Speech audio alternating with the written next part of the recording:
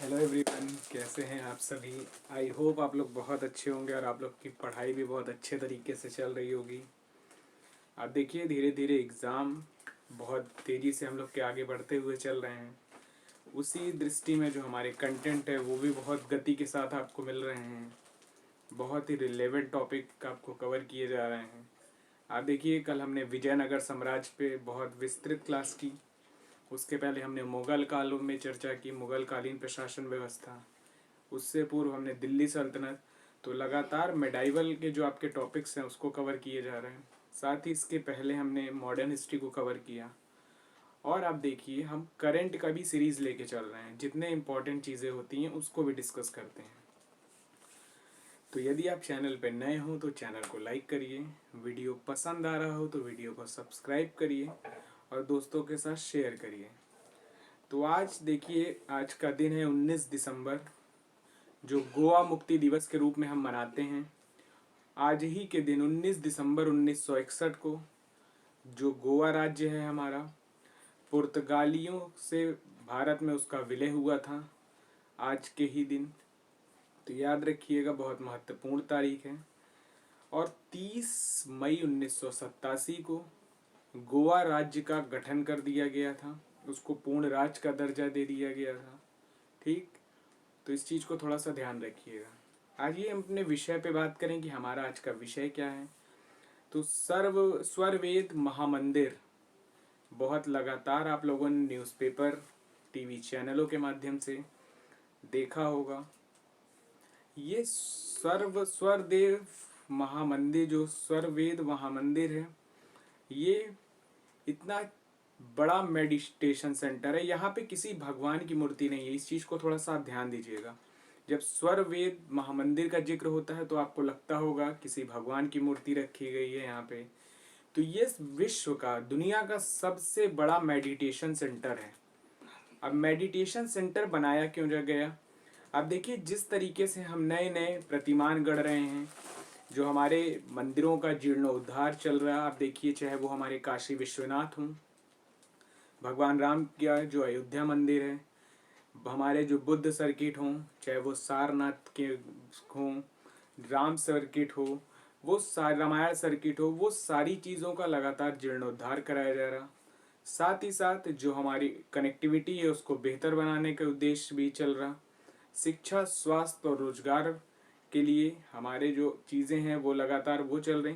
तो इनके साथ साथ जो हमारी आध्यात्मिक महत्ता है, जो हमारा अध्यात्म है, वो भी प्रबल होना चाहिए। सारी चीज़ें तो सब करते हैं, लेकिन उसके साथ जो हमारी, जो हमें शक्ति देती है, जो हमें ऊर्जा देती है, वो भी अपने आप में, उस पर भी बाकायदे काम होना चाहिए। आपको पता होगा, इसके पूर्व बहुत सारे आदिताइयों के द्वारा मंदिरों को नष्ट कराया जा रहा था, जैसा कि हमने अभी आपको पढ़ाएंगे भी जब मध्यकाल में आएंगे। जैसे आपको पता होगा, महमूद गजनवी जैसे लोगों ने भारत में 17 बार आक्रमण किए, मंदिरों को नष्ट किया। जैसे बख्तियार खिलजी के द्वारा विश्वविद्यालयों को जलाए, जो तक्षशिला नालंदा था उसमें आग लगा दी गई थी। तो ये सारी चीज़ें दिखा रही है कि किस प्रवृत्ति में ये सब थे। उन्हीं सभी चीज़ों का धीरे धीरे आप देखिए जीर्णोद्धार हो रहा। और ये जरूरी भी है, जैसे हमारी शिक्षा को बढ़ाना है, सारी चीज़ के साथ साथ हमारे अध्यात्म क्षेत्र को बढ़ाना और दिमाग की जो चिंता है उसको दूर करना। मेडिटेशन आपके दिमाग को एक नई ऊर्जा प्रदान करता है। तो उस दृष्टि से ही इसका उद्घाटन किया गया है। अभी प्रधानमंत्री नरेंद्र मोदी, जो हमारे वर्तमान प्रधानमंत्री जी हैं, आदरणीय नरेंद्र मोदी, उनके द्वारा 18 दिसंबर 2023 को बनारस के उमराह, बनारस से कुछ दूरी पे उमराह, वहाँ पे इसका उद्घाटन किया गया है। तो इस चीज़ को थोड़ा सा ध्यान रखिएगा, ठीक है। ये है कहाँ पे? तो वाराणसी में है। इसका नाम क्या है? स्वरवेद महामंदिर। तो ध्यान दीजिएगा। अब इसकी विशेषता की बात करें तो ये दुनिया का सबसे बड़ा मेडिटेशन सेंटर है। साथ ही साथ ये 200 एकड़ में फैला है, 200 एकड़ क्षेत्र में, और 180 फीट ऊंचा है। ये 180 फीट इसकी ऊंचाई है।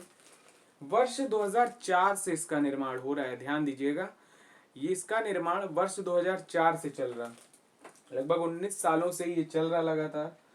मंदिर की यदि हम दीवारों की बात करें तो बहुत अद्भुत यहाँ पे जो नक्काशी की गई है। साथ ही मंदिर की दीवारों पे 4000 से अधिक दोहे, जो स्वर वेद के दोहे हैं, उनका उल्लेख किया गया है। और इसमें उपनिषद है, आपके रामायण है, गीता है, आदि का जो चित्रण किया गया है। यहाँ पे आप जाइए तो सारी चीजें आपको दिखेगी। यदि आप पूरा स्वर वेद महामंदिर में यदि आप जाते हैं तो इस मंदिर में भगवान की कोई मूर्ति नहीं है। इस चीज को थोड़ा सा ध्यान रखिएगा। ठीक, यहाँ पे यदि हम बात करें इसको बनाया किसके द्वारा, तो विहंगम योग संस्थान के द्वारा इस मंदिर का निर्माण कराया जा रहा। 35 करोड़ की लागत से ये मंदिर बन के तैयार हुआ। ठीक, तो ध्यान रखिएगा इस चीज को। यदि हम बात करें तो ये 7 मंजिला इमारत है। इसमें लगभग एक साथ 24,000 से ज्यादा लोग एक साथ मेडिटेशन कर पाएंगे। तो इस सब चीज को थोड़ा सा ध्यान रखिएगा। ठीक, ये जो है, इसके साथ ही साथ कल आपने देखा होगा प्रधानमंत्री जी के द्वारा संत सदाफल देव जी की जो 135 फीट ऊंची जो प्रतिमा है उसका भी शिलान्यास किया गया है। संत सदाफल जी कौन थे, तो इनके देव जी कौन थे, तो इनके बारे में भी हम आगे बताते हैं। ठीक है, अब बात करें स्वर वेद, इसका नाम क्यों पड़ा। स्वर वेद का अर्थ क्या है। स्व माने होता है आत्मा और वेद माने क्या होता है, ज्ञान।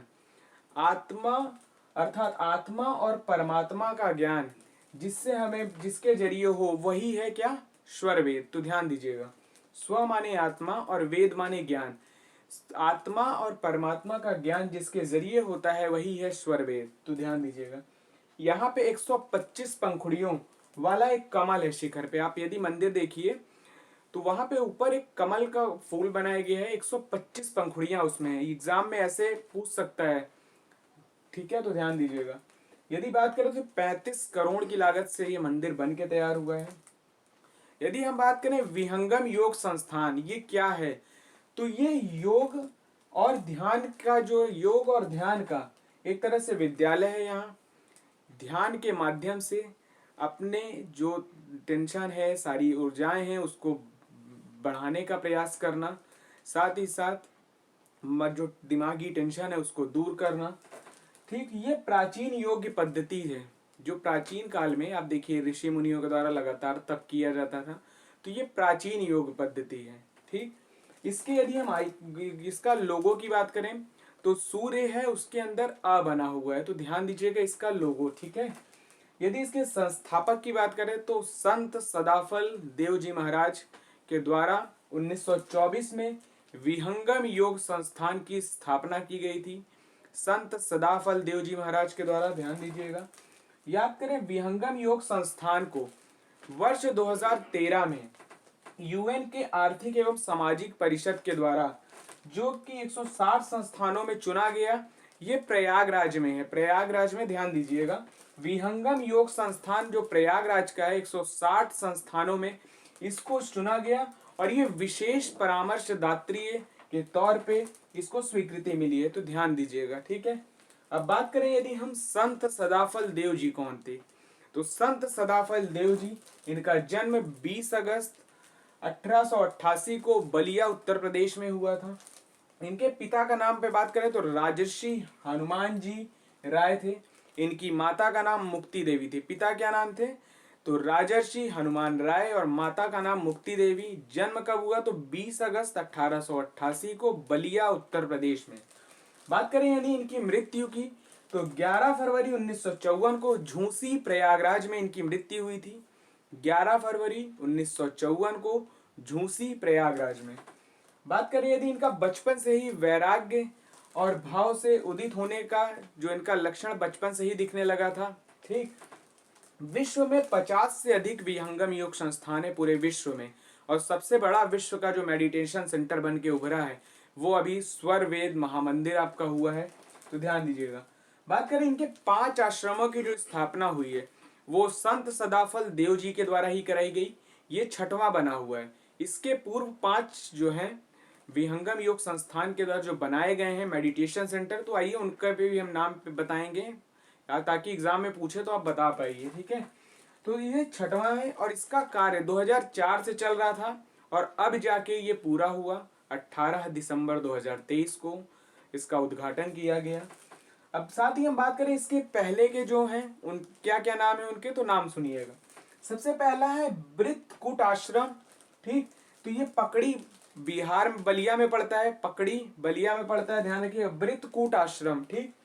नेक्स्ट बात करें तो सुकृत धाम, ये झूसी प्रयागराज में है, सुकृत धाम। अगली बात करें शून्य शिखर आश्रम, ये हिमाचल प्रदेश में है, शून्य शिखर आश्रम।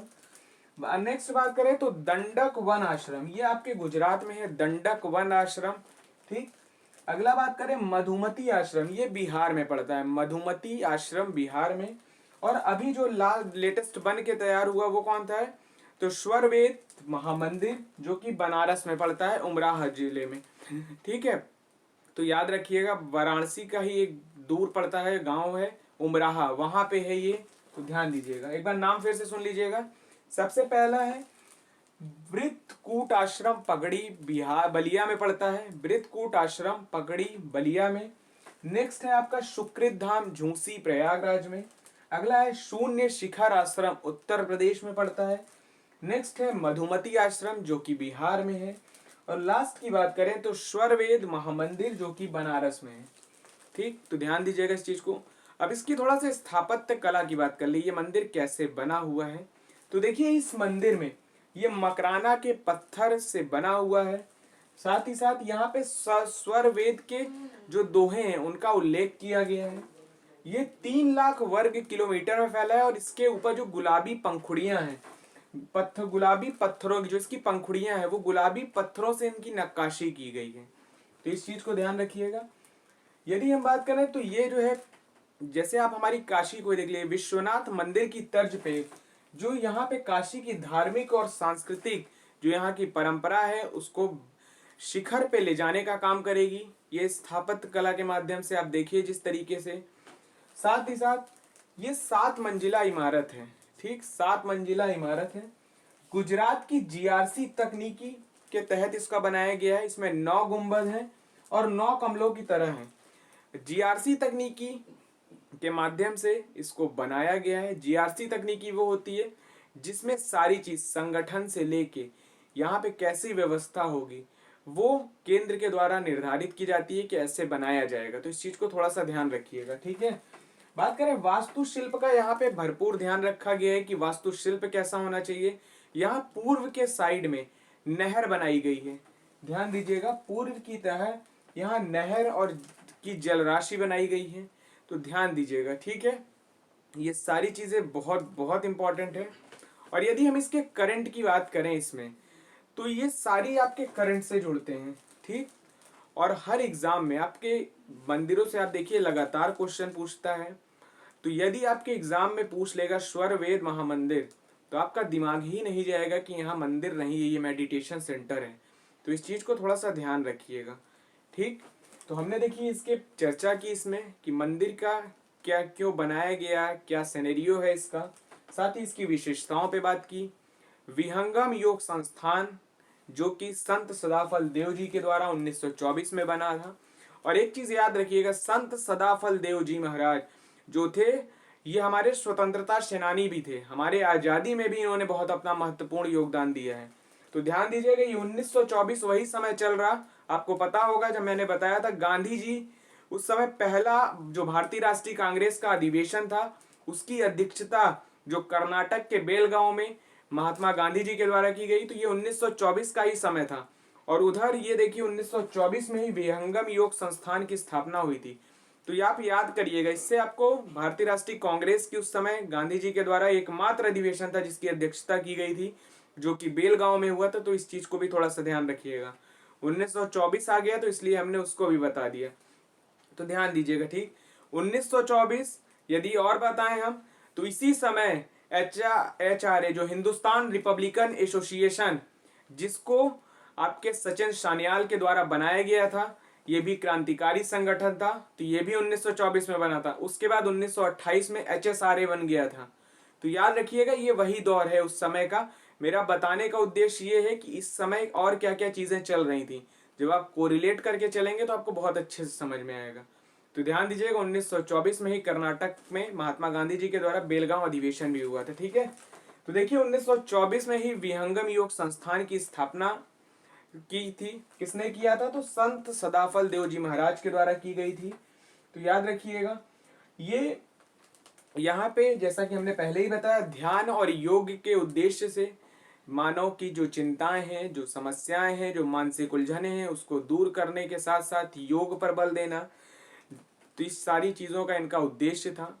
तो आई होप आपको सारी चीज़ें समझ में आई होंगी कि स्वर वेद महामंदिर का जो स्थापत्य है, उसकी विशेषता है, तो वो सारी चीज़ें आपको समझ में आई। साथ ही विहंगम योग संस्थान, इसका उद्देश्य क्या था और ये वर्तमान में चर्चा में क्यों है। ठीक, यदि आपको वीडियो पसंद आया तो वीडियो को लाइक करिए, दोस्तों के साथ शेयर करिए और सब्सक्राइब करिए। तो अगले वीडियो में फिर आपसे मुलाकात होगी एक नए टॉपिक के साथ। तो चलिए फिर अगले वीडियो में मिलते हैं। तब तक आप सभी को बहुत बहुत शुक्रिया, आभार। जय हिंद, जय भारत, धन्यवाद।